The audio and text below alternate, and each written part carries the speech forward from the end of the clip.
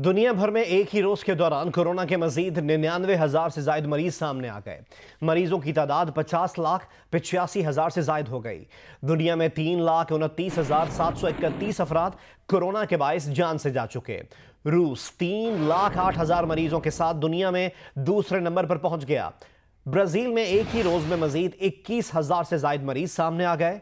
Brazil 2,93,000 मरीजों के साथ दुनिया में तीसरे नंबर पर आ गया है। भारत में मरीजों की तादाद 1,12,000 से तजावुज कर चुकी है। मजीद 132 अफराद भारत में जान से जा चुके हैं।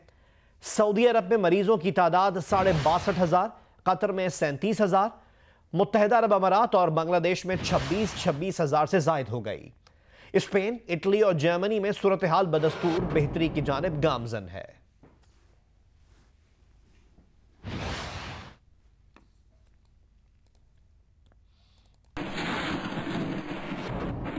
अमेरिका में कोरोना मरीजों की तादाद 15,92,000 के करीब जा पहुंची है। अब तक अमेरिका में 94,994 अफराद जान से जा चुके।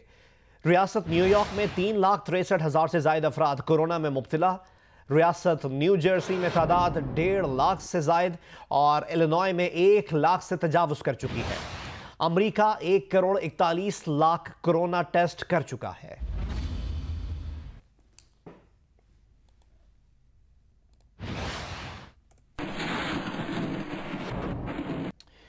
गुजरांवाला से पाकिस्तान तहरीक इंसाफ की एमपीए शाहीन रजा कोरोना वायरस के बायस लाहौर में इंतकाल कर गईं। मरहुमा कोरोना वायरस के खिलाफ भरपूर आगाही मुहिम चलाती रहीं और घर घर जाकर राशन भी तकसीम करती रहीं। जानलेवा वायरस से मुताल्लिक दूसरों को आगाही देते शाहीन रजा खुद वायरस का शिकार बन गईं। गुजरांवाला से हमें रिपोर्ट करेंगे जियो न्यूज़ के नुमाइंदे राना अंसर। कोरोना वायरस से जाँ बाक होने वाली एमपीए शाहीन रजा बुनियादी तौर पर एक सोशल वर्कर खातून थी। शाहीन रजा ने खुद को फलाही कामों के लिए वक्फ कर रखा था और शायद इसीलिए उन्होंने शादी भी नहीं की। सियासत में आने से पहले शाहीन रजा शोबा सहाफत से भी वाबस्ता रहीं और खवातीन के हकूक के लिए बढ़ चढ़ कर काम किया। एमपीए बनने के बाद भी शाहीन रजा खुद को एक सहाफ़ी कहती थी। उम्र रसीदा होने के बावजूद शाहीन रजा गुजरांवाला में कोरोना रिलीफ सरगर्मियों में हिस्सा लेने वाली सबसे मुतहर्रिक सियासी रहनुमा थी, जिन्होंने कोरोना वायरस से मुतल्लिक भरपूर आगाही मुहिम चलाई और बेरोजगार अफराद में घर घर जाकर राशन भी तकसीम किया। कोरोना वायरस के खिलाफ शाहीन रजा की जद्दोजहद का सफर तो आज खत्म हो गया, लेकिन ये जंग अभी बाकी है, जिसे हम सब ने हिम्मत और एहतियात से जीतना है। राना अंसर, जियो न्यूज़, गुजरांवाला।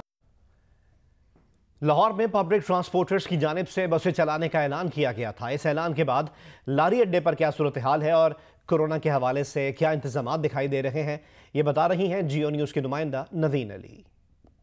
बिलाखिर हुकूमत और ट्रांसपोर्टर्स के दरमियान मुज़ाकरात गुज़िश्ता रोज़ तय पा गए थे और उन मुज़ाकरात के बाद आज से बसेस और जितनी ये मुसाफिरों की सवारियां हैं ये दोबारा अपने रूट्स पर रवा दवा होंगी ट्रेनों की तरह। और चूँकि जो मुज़ाकरात तय पाए थे उनके मुताबिक जो जीटी रोड पर चलने वाली बसें हैं उन बसों में किराया कम किया जाएगा, मुसाफिरों की तादाद कम नहीं की जाएगी।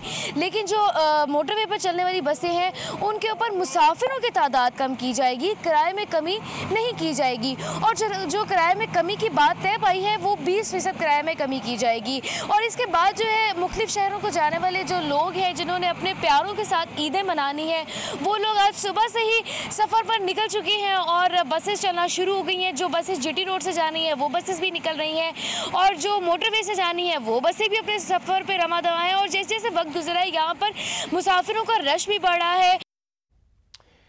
कराची के इलाके सदर में बाजार आज सुबह सवेरे ही खुल गए हैं, खरीदार भी पहुंच रहे हैं। तफसीलात बताएंगे जियो न्यूज़ के नुमाइंदे कमर अली।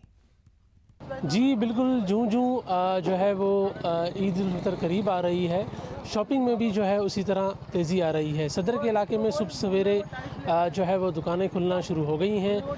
ये आप देखें यहाँ पर मुख्तलिफ स्टॉल्स जो हैं लगाए जा रहे हैं दुकानदारों की जानिब से और जो ख़रीदार हैं वो भी पहुँचना शुरू हो गए हैं। ख़रीदार जो हैं मुख्तलिफ खुलने वाली दुकानों से जो है वो अपनी ख़रीदारी कर रहे हैं, वहाँ अपनी पसंद की जो है वो चीज़ें देख रहे हैं। इसके अलावा आप देखेंगे इस गली में भी जो है वो अब दुकानें खुलना शुरू हो गई हैं। जो ख़रीदार हैं वो भी आना जो है वो शुरू हो गए हैं। यहाँ पर कुछ दुकानदार मौजूद हैं, उनसे बात करेंगे। कि क्या सूरत हाल है इस वक्त ख़रीदारों की। ये आप बताइए कि ख़रीदार आना शुरू हो गए, क्या सूरत हाल है? जी ख़रीदार तो आने शुरू हो गए हैं। मार्केट में तेज़ी हो गई है कि शाम 5 बजे तक जल्दी बंद हो जाता है ना, तो इस वजह से लॉकडाउन के चक्कर में तो लोग जल्दी आगे ख़रीदारी करना शुरू कर देते हैं। अच्छा, बाकी 3 रोज़े रह गए हैं, तो आप लोग क्या कहेंगे हुकूमत से, क्या टाइम बढ़ाना चाहिए इन 3 दिनों में? बिल्कुल बढ़ाना चाहिए, हुकूमत से अपील है कि टाइम बढ़ाना चाहिए, बिल्कुल बढ़ाना चाहिए टाइम। पाकिस्तान में कोरोना मरीजों के ताज़ा तरीन आदादोशुमार सामने आ गए हैं। मुल्क में पिछले 24 घंटों के दौरान मजीद 2193 मरीज सामने आ गए। यूं पाकिस्तान में कोरोना मरीजों की तादाद 48,091 हो गई है। इनमें से पंजाब में कोरोना के 17,382 और सिंध में 18,964 मरीज सामने आ चुके हैं। अब तक सूबा खैबर पख्तूनख्वा में कोरोना से 351 और सिंध में 316 अफराद जान से जा चुके हैं, जबकि पंजाब में 297 अफराद जान से जा चुके हैं। पिछले 24 घंटों में पाकिस्तान में 15,346 टेस्ट किए गए। पाकिस्तान में अब तक कोरोना के 4,29,600 टेस्ट किए जा चुके हैं। मुल्क में पिछले 24 घंटों के दौरान मजीद 2,193 मरीज सामने आ गए हैं। इसके बाद अब ताज़ा अपडेट ये है कि पाकिस्तान में कोरोना मरीजों की तादाद 48,091 हो गई है। इनमें से पंजाब में कोरोना के 17,382 और सिंध में 18,964 मरीज सामने आ चुके हैं। अब तक खैबर पख्तूनख्वा में कोरोना से 351 और सिंध में 316 अफराद जाँ बहक हो चुके हैं, जबकि पंजाब में 297 अफराद जान से जा चुके हैं। पिछले 24 घंटों में पाकिस्तान में 15,346 टेस्ट भी किए गए हैं।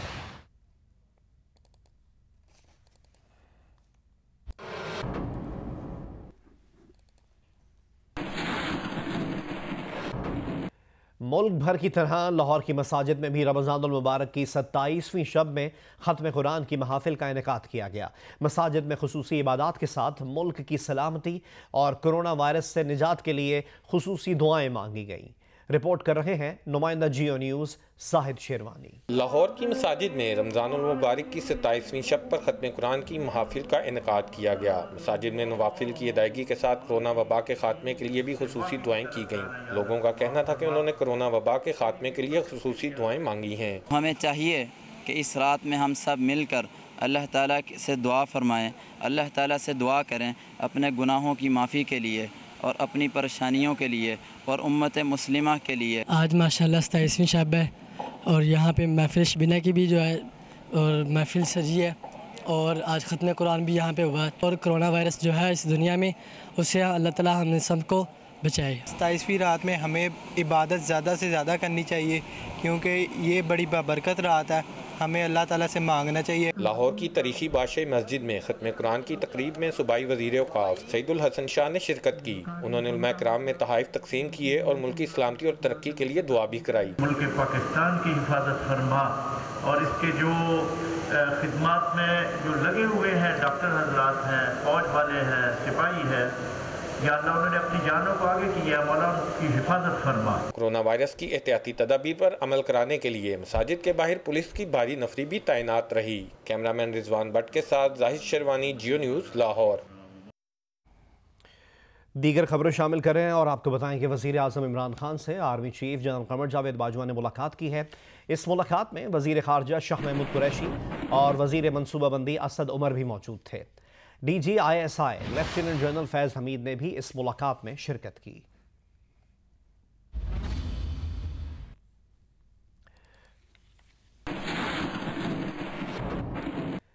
वज़ीर आज़म इमरान खान ने कहा है, भारत की काबिज़ अफवाज ने गुज़िश्ता रोज़ श्रीनगर में 15 घरों को आग लगा दी। 9 लाख भारतीय अफवाज कश्मीरियों पर वहशियाना मुजालिम ढा रही है। मोदी की हिंदुत्व हुकूमत मकबूजा कश्मीर में जंगी जराइम कर रही है।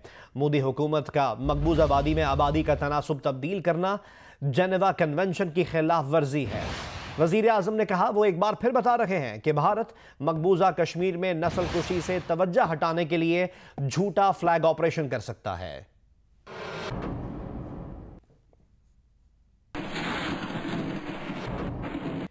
वज़ीर आज़म इमरान खान ने कहा है कि मगरिब और हमारे हालात में बहुत फ़र्क है। हमें लॉकडाउन के दौरान गरीब तबके की बहुत मुश्किलात को भी देखना है। लॉकडाउन में इसलिए नरमी की ताकि लोगों को रोज़गार मिल सके। हमें केसेस में इजाफे का खतरा लाहक है। दूसरी तरफ मईशत का मसला है। हमने 10 लाख लोगों की रज़ाकार फोर्स तैयार की है ताकि इंतज़ामिया की मदद की जा सके। वज़ीर आज़म इमरान खान ने वर्ल्ड इकनॉमिक फोरम से खिताब करते हुए ये भी कहा, हमें एहसास है कि इस साल हमें इस वायरस के साथ रहना है। अगले साल पूरी दुनिया के लिए मुआशी तौर पर बड़ा चैलेंज होगा। मुआशी हालात पर दुनिया के ममालिक को मुश्तरका लाहे अमल इख्तियार करना होगा। G20 ममालिक की जानिब से कर्ज़ों में रिलीफ का ऐलान किया है। पाकिस्तान जैसे ममालिक आलमी कर्जों की वजह से सेहत पर ज्यादा खर्च नहीं कर पा रहे।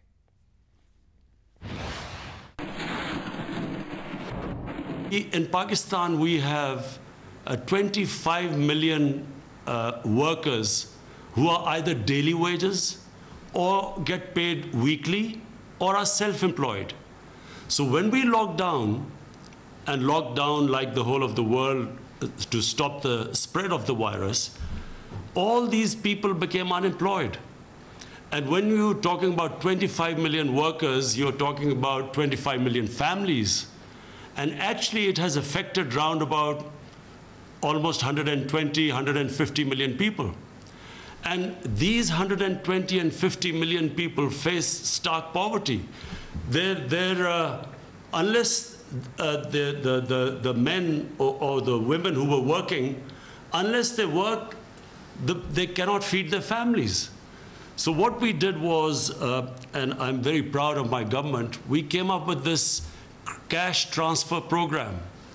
And we touched 15 million families. So far we have touched 15 million families with cash transfers. And this is what's mitigated the effects of the lockdown. But this is only a short-term solution. So therefore, despite the rising cases in our country, we have decided to go and ease the lockdown. We have started to open up our businesses, construction industry, so that people can find employment. Because there's no way the government can give handouts to so many people. Sindh assembly का इजलास मुलतवी करने पर opposition अरकान ने इमारत के बाहर अलामती इजलास किया और हुकूमत के खिलाफ मजम्मती करारदाद मंजूर करवा ली। वजीर आला से मुस्ताफ़ी होने का मुतालबा किया। फिरदौस शमीम नकवी ने इल्ज़ाम लगाया कि सिंध हुकूमत कोरोना की आड़ में मईशत तबाह कर रही है।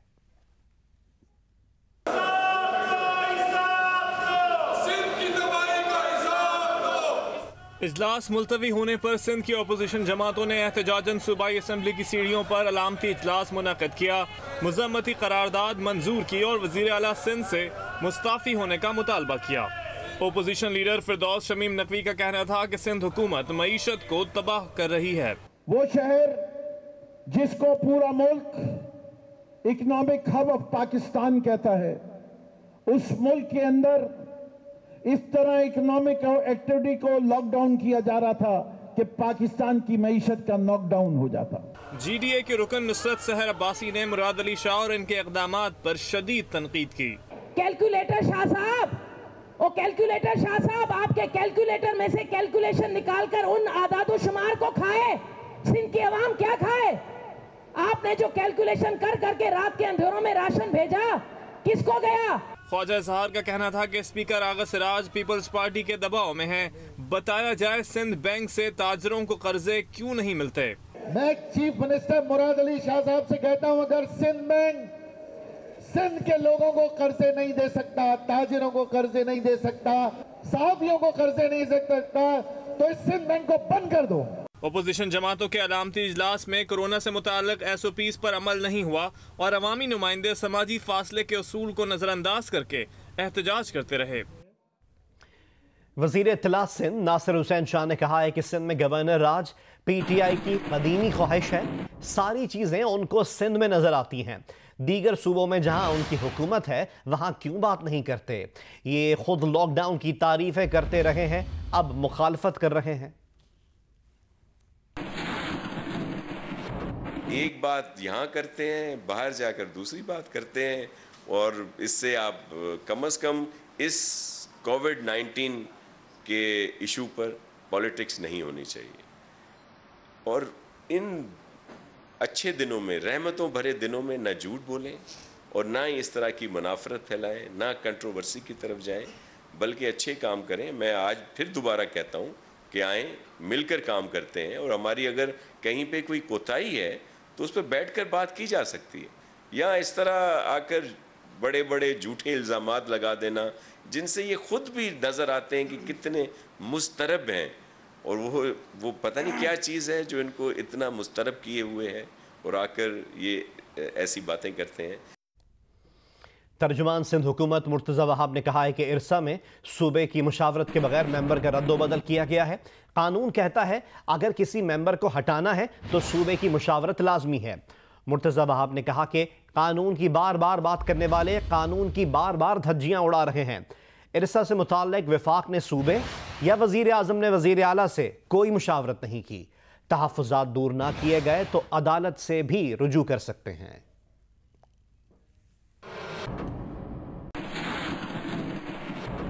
नया इशू जो मैं समझता हूँ सूबाई सिंध के लिए बड़ा अहम है, जिसमें एक बार फिर वफाकी हुकूमत ने कानून की धज्जियाँ उड़ा दी हैं, रूल ऑफ लॉ की पामाली की है और अपने बनाए हुए कानून को वायलेट किया है, वो है इरसा के अंदर जो सूबों के नुमाइंदों को यकतरफा तौर पर तब्दील करने का फ़ैसला है।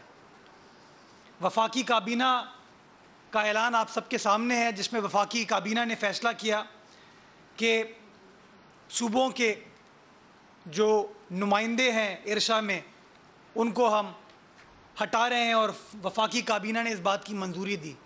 मैं आप तमाम दोस्तों के सामने ये गुजारिश करना चाहूँगा कि वफाकी हुकूमत का ये फ़ैसला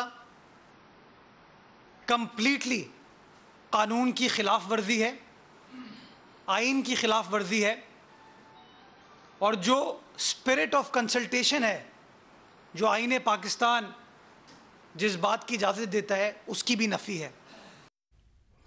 और अब बात करते हैं चीनी स्कैंडल की तहकीकात की। ये तहकीकात करने वाले इंक्वायरी कमीशन ने हतमी रिपोर्ट तैयार कर ली है। सरकारी ज़राए बताते हैं कि FIA के सरबराह वाजिद ज़िया आज रिपोर्ट वफाकी हुकूमत को पेश करेंगे। 200 से ज़ायद सफ़हात की रिपोर्ट के साथ शुगर मिल्स मालकान के बयानात लगाए गए हैं। ज़राए के मुताबिक रिपोर्ट में अहम शख्सियात पर टैक्स चोरी का इल्ज़ाम आयद किया गया है। टैक्स चोरी पर कार्रवाई करने की सिफारिश की गई है।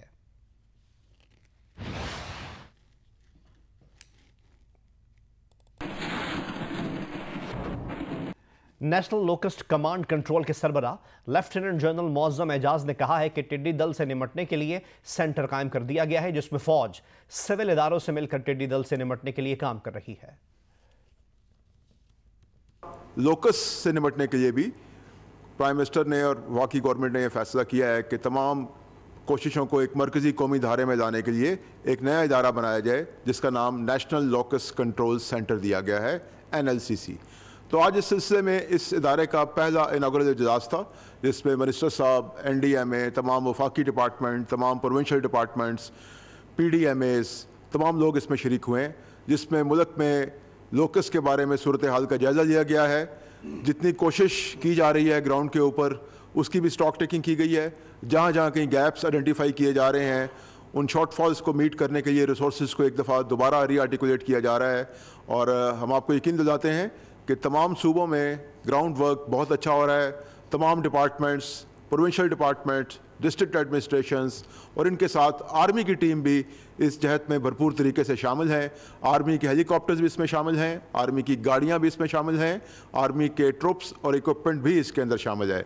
इस तरह department of plant protection, agriculture extension, district administration और PDMAs भी इस काम में भरपूर हिस्सा ले रही हैं। खबर शामिल करते हैं कराची से, जिसके इलाके डिफेंस में खयाबान बुखारी में घर में डकैती के दौरान मुलजिमान ने मियाँ बीवी को कत्ल कर दिया है। इस बारे में मजीद जानने के लिए हमने रब्ता किया है नुमाइंदा जियो न्यूज़ कमर अली से। कमर, वाक़े की क्या तफसीलात हैं?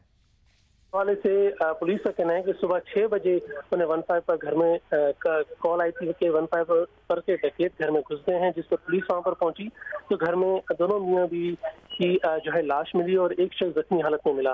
पुलिस का कहना है कि वाकई में जो है वो मकतूलीन का साबिक मुलाजिम नवाज मुलविस है, जिसे जो लूटे गए सामान समेत गिरफ्तार कर लिया है।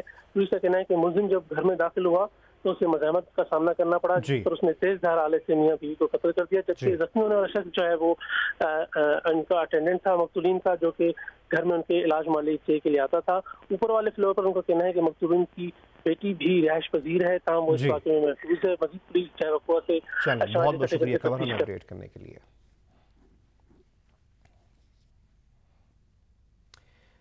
जंग ग्रुप के editor in chief Mir Shakeelur Rahman की गिरफ्तारी के खिलाफ कराची में एहतजाजी मुजाहिरों का सिलसिला जारी है। सियासी जमातों, इंसानी हुकूक की तंजीमों और वकला बरादरी समेत सहाफ़ती तंजीमों ने आज़ादी सहाफ़त पर ताज़ा तरीन वार की भरपूर मजम्मत की है। उनका मुतालबा है कि मीर शकीलुर रहमान को फौरी रिहा किया जाए। कराची में जंग बिल्डिंग के बाहर सहाफती तंजीमों और जंग GOCVS की जॉइंट एक्शन कमेटी के तहत आज़ादी सहाफत और मीर शकीलुर रहमान की गिरफ्तारी के खिलाफ एहतजाजी मुजाहरा किया गया।